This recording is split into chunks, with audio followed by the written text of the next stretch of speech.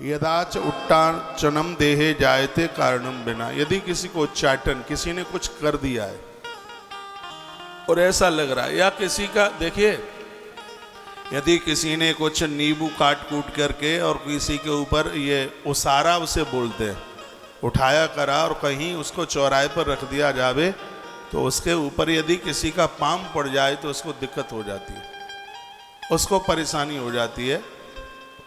उल्हाने पाँव इसलिए तो ज़्यादा सड़कों पर नहीं चला जाता, इसलिए जूते और चप्पल पहनने का उसको महात्म्य में बता गया, इसलिए तो उल्हाने पाँव नहीं चलते हैं।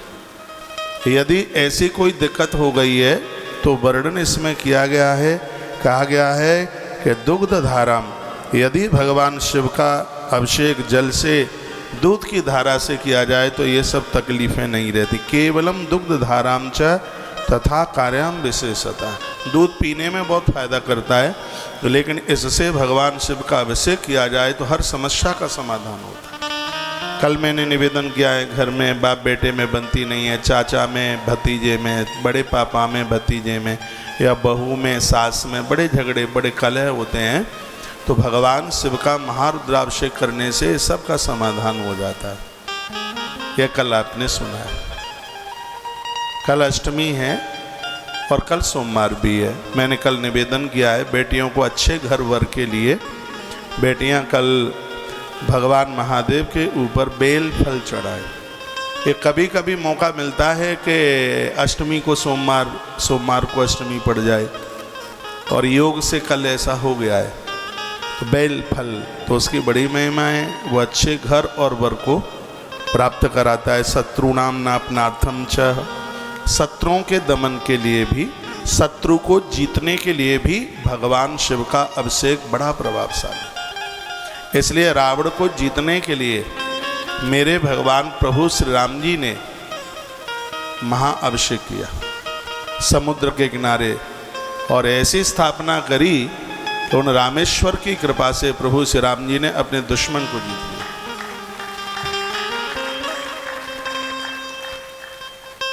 अब आप कहोगे तो अभिषेक रावण भी तो रोज करता था, यह भी तो आप कह सकते हैं।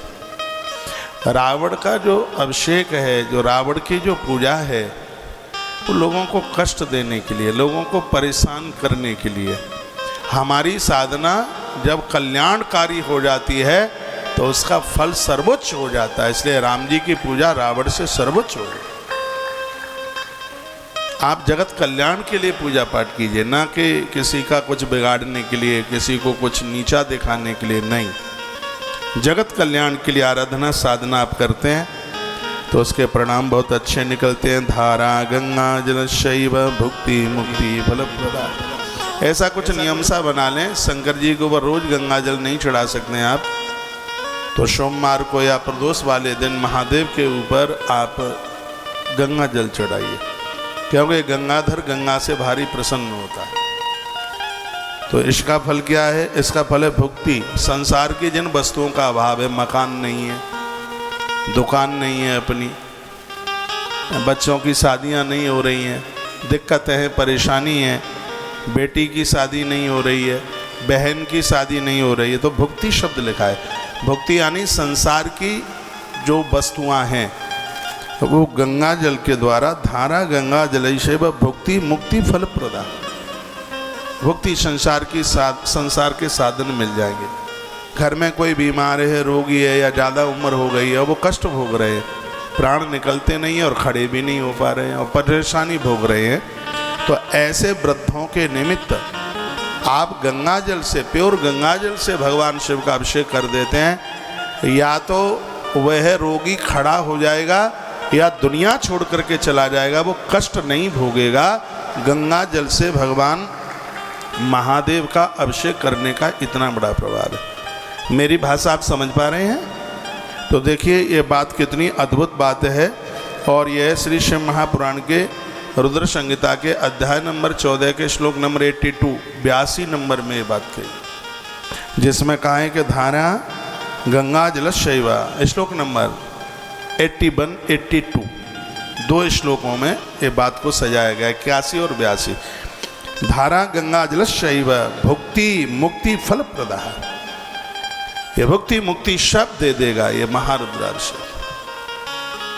इसको आप श्रद्धा के साथ आप कीजिए, आनंद हो जाएगा। आपको कहीं इधर उधर भटकने की जरूरत नहीं पड़ेगी। वो बड़े बड़भागे जिनके गली मोहल्ले आसपास महादेव का मंदिर, शिव का मंदिर है। कभी कोई ऐसा नगर में कहीं रामलीला होती है, जागरण होता है, कहीं मंदिर निर्माण होता है, आपके पास कोई चंदा मांगने के लिए आवे, मना मत करना। दुनिया बहुत बड़ी होती है, बहुत बड़ी दुनिया है, वो कोई भाग्यशाली है, ईश्वर ने उनका चुनाव किया है जिनको यह सहयोग करने का मौका मिल जाता है, जिन्हें यह सहयोग करने का जिन्हें सौभाग्य मिलता है।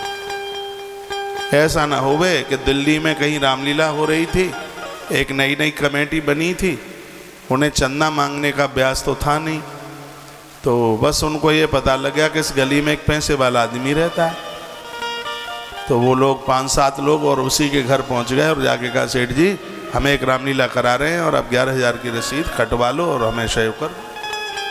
वो आदमी तो टूट पड़ा, कहा कि तुम्हें मैं ही देखता हूँ, जो भी कोई आता है सब मेरे यहाँ रसीद लेकर के आ जाते, तुमने नाक में दम कर रखी है।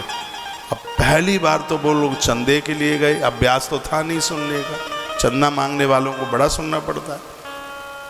उनकी आंख में आंसू आ गए। उन्होंने कहा, लाला जी आप गुस्सा ना करें, चलो ठीक है हम गलती से आ गए, हम तो ये समझ पा रहे थे कि आप बहुत उदार हैं, हमने तो ऐसा समझा था कि आप पैसे वाले हैं इसलिए हम चले आए, हमें क्या पता था कि तुम एक रोटी के टुकड़े खाने के लिए भी दुखी हैं, यदि हमें पता होता तो हम नहीं आते। वो आदमी बड़ा लज्जित हुआ। मैं एक बार फिर निवेदन करना चाहूँगा, आपके दरवाजे पर कोई सहयोग के लिए आगे आए तो अपना भाग्य, आप अपना भाग्य माने, आप भाग्य समझ, अपने भाग्य को आप धन्यवाद दें कि मैं बड़ा बड़भागी हूँ, मैं बड़ा भाग्यशाली हूँ, यह सौभाग्य मुझे प्राप्त हुआ है। मंदिर में कोई आपसे सहयोग मांगता है, आप दे दीजिए।